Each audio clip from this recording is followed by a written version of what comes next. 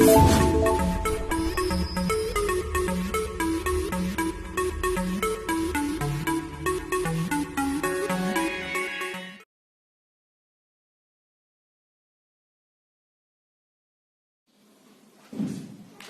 વિદ્યાર્થી મિત્રો, હું દેવાંગ પ્રજાપતિ, ઉપનિષદ સાયન્સ એકેડમી લીમખેડાથી. આજ રોજ આપણે રસાયણ વિજ્ઞાન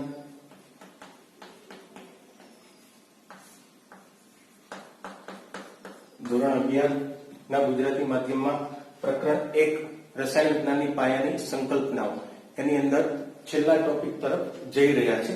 બરાબર છે. ટોપિક છે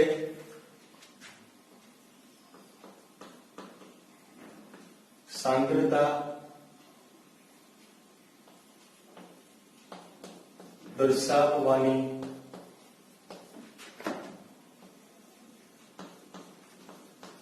અલગ અલગ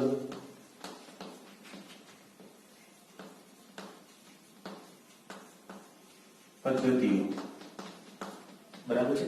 છેલ્લો ટોપિક છે વિદ્યાર્થી મિત્રો સાંદ્રતા દર્શાવવાની અલગ અલગ પદ્ધતિઓ. બરાબર છે.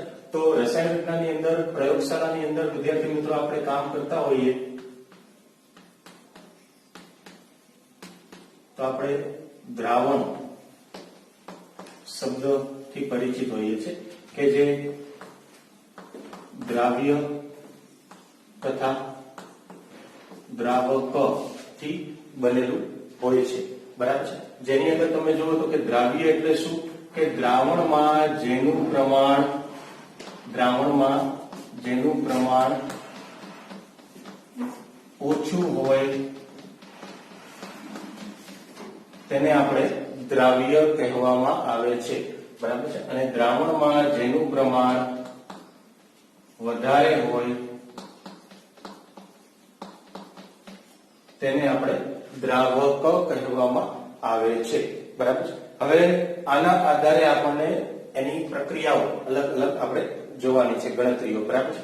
તો ગણતરી આપણે અલગ અલગ રસ્તાથી જોવાની છે. બરાબર છે. અલગ અલગ પદ્ધતિઓ છે એ વસ્તુ જોવા માટે. બરાબર. તો આપણે એક એક કરીને અલગ અલગ રીતો જોઈએ છે.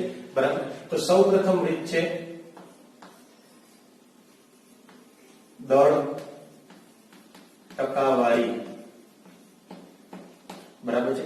શું છે? દળ ટકાવારી, જેને ઇંગ્લિશમાં weight upon weight in percentage કહેવામાં આવે છે. વજનથી ટકાવારી.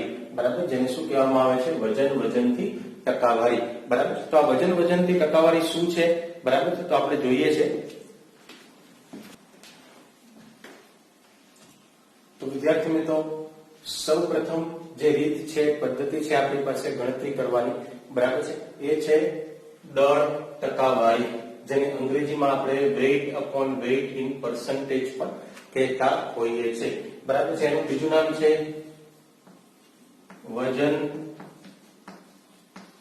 વજનથી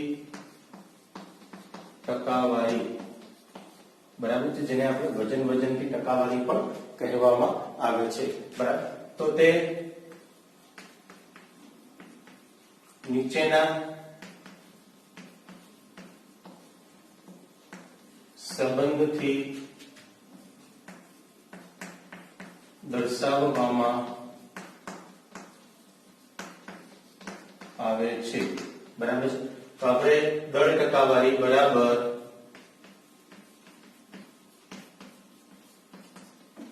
છે. દળ ટકાવારી બરાબર દ્રાવ્યનું વજન અંશમાં ના છેદમાં દ્રાવણનું વજન અને ગુણાકારમાં 100. તો આ છે એનું સૂત્ર વિદ્યાર્થી મિત્રો. શોર્ટમાં એને આપણે weight upon weight in percentage બરાબર શું થશે? આપણે દ્રાવ્યના વજનને ધારો કે W ડેશ કહીએ છીએ. બરાબર છે આપણે. અને દ્રાવણના વજનને W ડેશ કહીએ છીએ. બરાબર છે. અને ગુણાકારમાં 100. બરાબર છે. તો આ સૂત્રનો ઉપયોગ કરી તમે દળ ટકાવારી એટલે કે વજનથી ટકાવારી શોધી શકીએ છીએ. બરાબર છે. તો ચાલો એક ઉદાહરણ જોઈએ વિદ્યાર્થી મિત્રો. પ્રશ્ન છે પદાર્થ A ના 2 ગ્રામને આ શું છે? દ્રાવ્યનું વજન ને 18 ગ્રામ પાણીમાં ઉમેરી દ્રાવણ બનાવવામાં આવ્યું છે તો દ્રાવ્યના દળ ટકા ગણો. બરાબર છે. તો આપણી પાસે સૂત્ર છે દળ ટકાવારી બરાબર દ્રાવ્યનું વજન ના છેદમાં દ્રાવણનું દળ. દળ કહો કે વજન કહો કે અહીંયા આપણને ફરક પડશે નહીં. ગુણાકારમાં 100. કિંમત મૂકો. દ્રાવ્યનું વજન કેટલું છે? તો કે 2 ગ્રામ. દ્રાવણનું દળ વજન કેટલું થશે? તો કે 2 + 18 ગુણાકારમાં 100. બરાબર છે. સાદું રૂપ આપી આપણે આનું. બરાબર છે. તો કે ભાઈ 2/20 ગુણાકારમાં 100.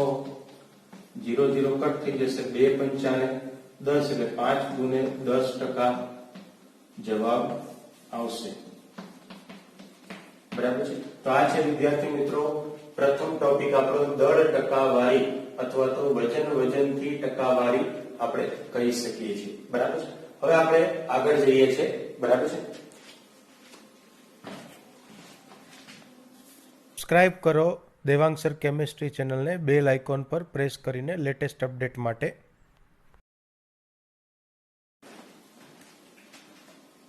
જો વિદ્યાર્થી મિત્રો હવે આપણી પાસે બીજી પદ્ધતિ છે ગણતરી દર્શાવવાની.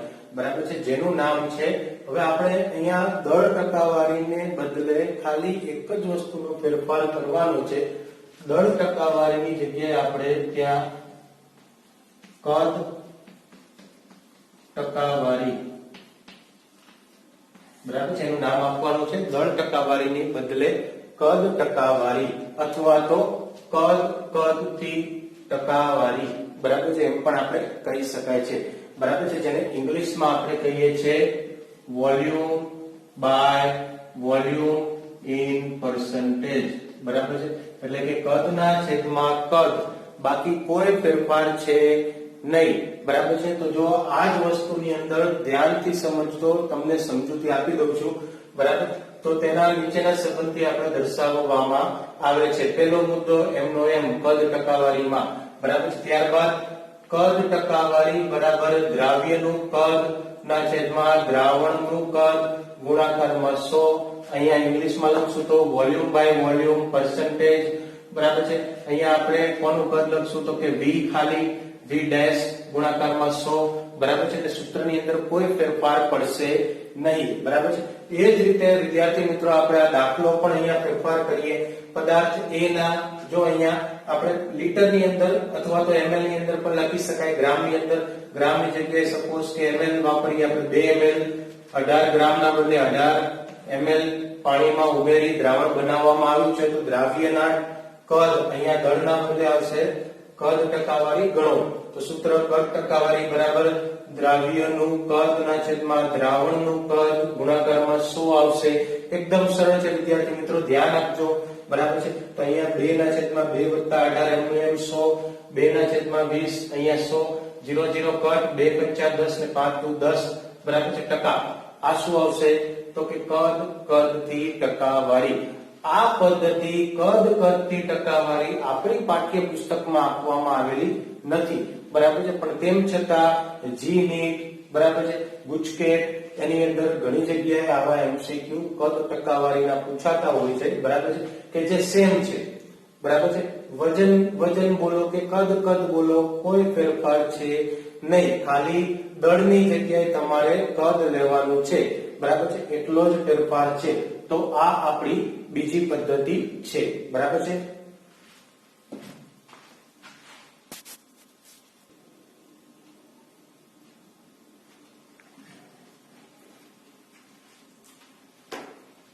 જો વિદ્યાર્થી મિત્રો હવે આપણી પાસે છે ગણતરી કરવાની અથવા તો સાંદ્રતા શોધવાની ત્રીજી પદ્ધતિ. બરાબર છે. પદ્ધતિ નંબર 3 પાઠ્યપુસ્તક પ્રમાણે પદ્ધતિ નંબર 2. બરાબર છે. આપણે પહેલા વજનથી ટકાવારી, ત્યારબાદ કદથી ટકાવારી બેની ગણતરી આપણે હમણાં કરી. બરાબર છે. હવે આપણે જઈએ છીએ મોલ અંશ. ગણતરી કરવાની છે મોલ અંશ. બરાબર. જેની સંજ્ઞા છે તેને x દ્વારા દર્શાવવામાં આવે છે.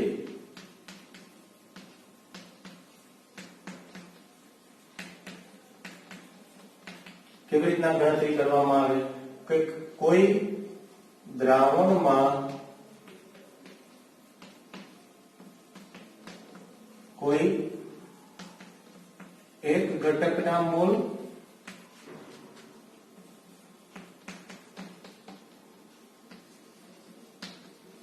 અને છેદમાં કુલ મોલ આનો ગુણોત્તર જો લેવામાં આવે, બરાબર છે. શું છે? દ્રાવણની અંદર કોઈ એક ઘટકના મોલ અને છેદમાં તમારે શું લેવાનું છે? કુલ મોલ. જો એનો ગુણોત્તર લેવામાં આવે તો મોલ અંશ આપણે શોધી શકીએ છીએ. ધારો કે એક ઉદાહરણ આપણે લઈએ છીએ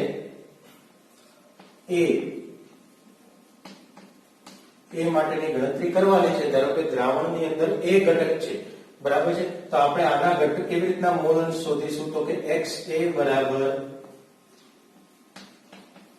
A ના મોલ ના છેદમાં A વત્તા B ના મોલ, બરાબર છે. તો આ શું થઈ જશે આપણી પાસે? XA.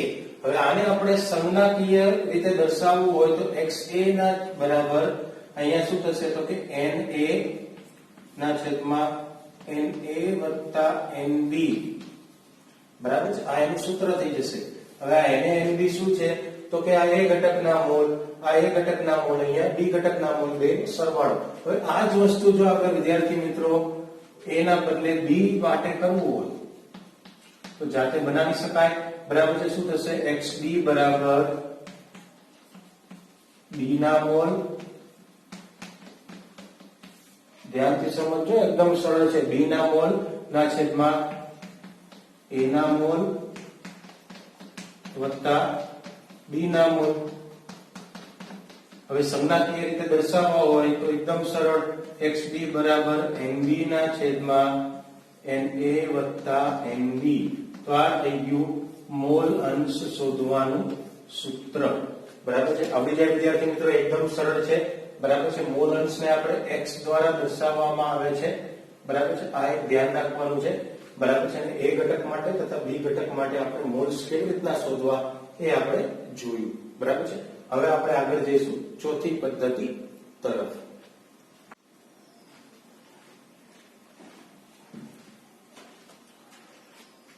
હવે વિદ્યાર્થી મિત્રો આપણી પાસે છે ચોથી પદ્ધતિ, બરાબર છે, જેનું નામ છે મોલારિટી, બરાબર છે. તો ચાલો શરૂ કરીએ છીએ મોલારિટી, બરાબર છે. ચોથી પદ્ધતિનું નામ છે મોલારિટી, બરાબર છે. મોલારિટી જેને કેપિટલ M દ્વારા દર્શાવવામાં આવે છે, બરાબર છે. મોલારિટીને આપણે કેપિટલ M દ્વારા દર્શાવવામાં આવે છે, બરાબર છે. તો સૌથી વધારે વપરાતી પદ્ધતિ છે આ, સૌથી વધારે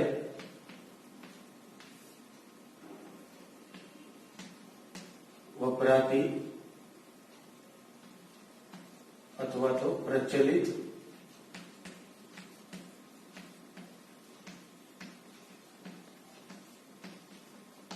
પદ્ધતિ છે, બરાબર છે. મોલારિટી છે એ કોઈ પણ જગ્યાએ દ્રાવણ બનાવવાનું હોય તો સૌથી વધારે વપરાય છે, બરાબર છે. આનું આપણે યાદ રાખવું, બરાબર છે.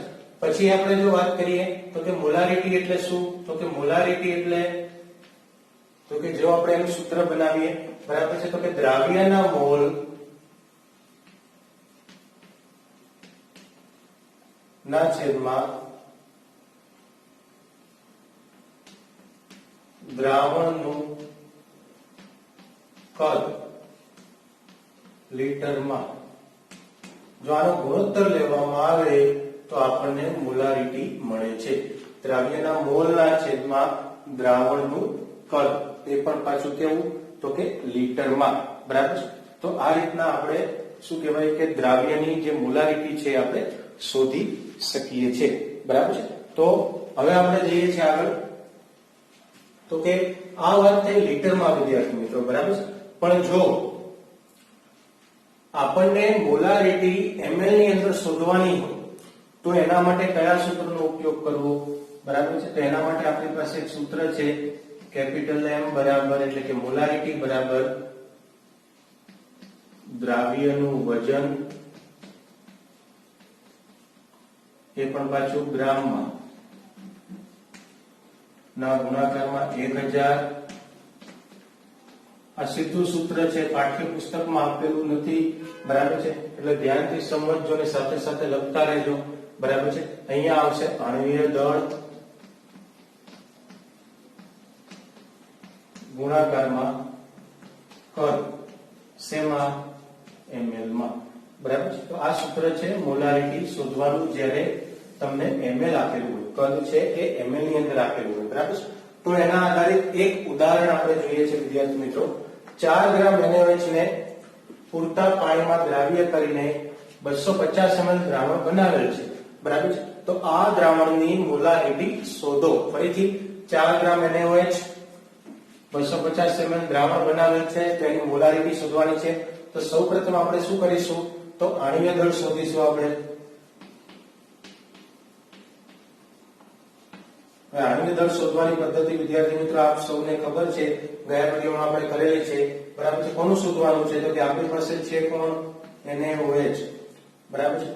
તો આપણે લખીએ 1 Na વત્તા 1 ઓક્સિજન છે વત્તા 1 હાઇડ્રોજન છે. બરાબર છે. એકનું શું થશે? 23 વત્તા 16 વત્તા 1 એટલે આ થશે 40 AMU. બરાબર છે. આ થઈ ગયું આણ્વીય દળ. બરાબર છે. સૂત્રનો ઉપયોગ કરીએ, સીધું જ છે. M બરાબર દ્રાવ્યનું વજન શું છે? તો કે 4 ગ્રામ ગુણાકારમાં 1000 ના છેદમાં આણ્વીય દળ કેટલું? હમણાં જ આપણે શોધેલું છે 40 અને કદ કેટલું આપેલું છે? 250. કટ કરો, 0 0 કટ, 25 ચોક 100. બરાબર છે. 4 દાન 40. બરાબર છે. આપણી પાસે શું વધશે? તો કે 4 ના છેદમાં 10. હવે આનો ભાગાકાર કરવા જવાય નહીં, એક પોઈન્ટ ખસેડી દો એટલે 0.4 મોલારિટી આવશે. સાચો જવાબ શું આવશે? 0.4 મોલારિટી. બરાબર છે. તો આ રીતના તમે મોલારિટીની ગણતરી કરી શકો છો. આ સૂત્ર દ્વારા એકદમ સરળ છે. બરાબર છે વિદ્યાર્થી મિત્રો. તો હવે આપણે આગળ જઈશું 5મી પદ્ધતિ તરફ.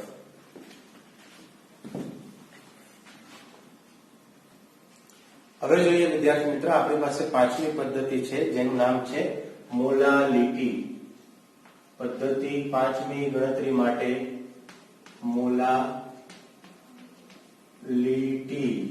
આગળની પદ્ધતિમાં લીટી હતી, લીટી. બરાબર છે. અહીંયા લીટી છે, આ યાદ રાખવાનું છે, મોલાલિટી. બરાબર છે. જેને આપણે શેના દ્વારા? તો કે સ્મોલ m, નાનકડો m દ્વારા દર્શાવવામાં આવે છે. મોલારિટીને આપણે કેપિટલ M દ્વારા દર્શાવવામાં આવે છે અને મોલાલિટીને આપણે સ્મોલ m દ્વારા દર્શાવવામાં આવે છે. બરાબર છે. તો ચાલો તેની ગણતરી કરીએ આપણે. બરાબર છે. આ જે આજની ગણતરી વાળા જે સેશન છે આપણું, બરાબર, જે ખૂબ જ અગત્યનું છે વિદ્યાર્થી મિત્રો. જી નીટ તથા ગુજકેટ જેવી પરીક્ષાઓ માટે ખૂબ જ અગત્યનો ટોપિક છે. બરાબર છે. જેની અંદર વારંવાર મોલારિટીના પ્રશ્નો પૂછવામાં આવતા હોઈએ છે. બરાબર. તો જોઈએ તો કે મોલાલિટી એટલે શું? તો કે આપણે ગુણોત્તર શેનો લેવાનો છે?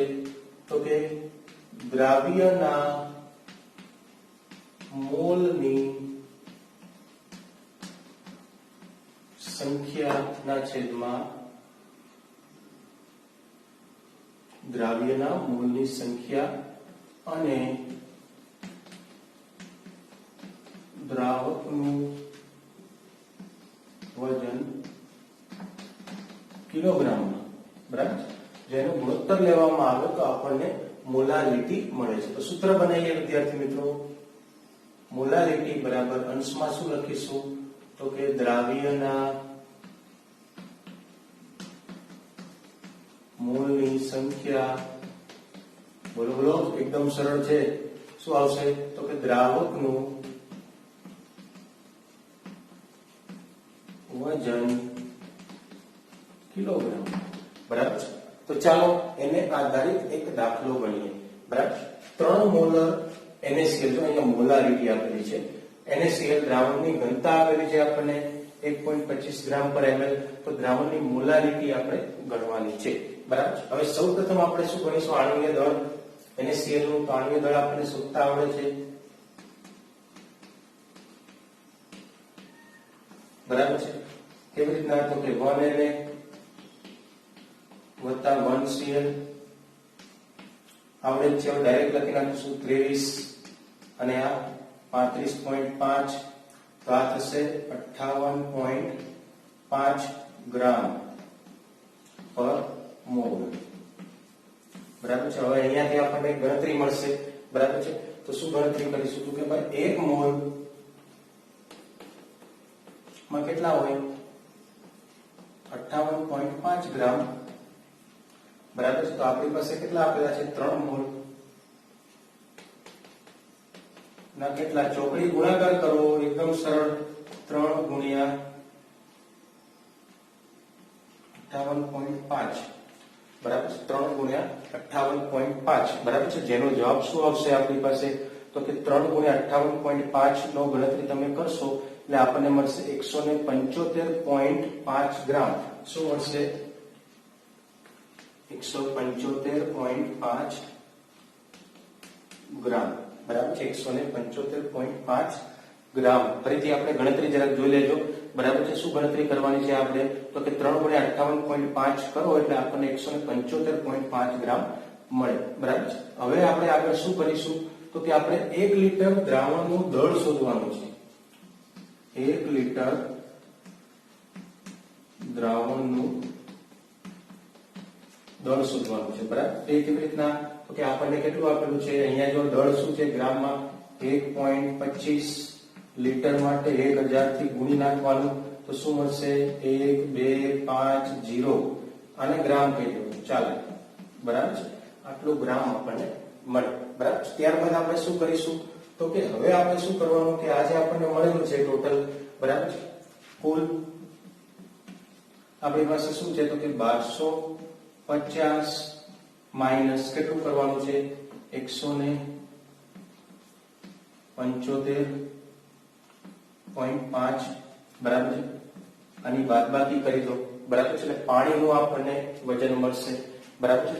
તો આ બાદબાકી કરશો 1250 માઈનસ 175 પોઈન્ટ, બરાબર છે. તો આપણને જવાબ મળશે 1074.5, 1074.5, બરાબર છે. 1074.5 ગ્રામ, બરાબર છે.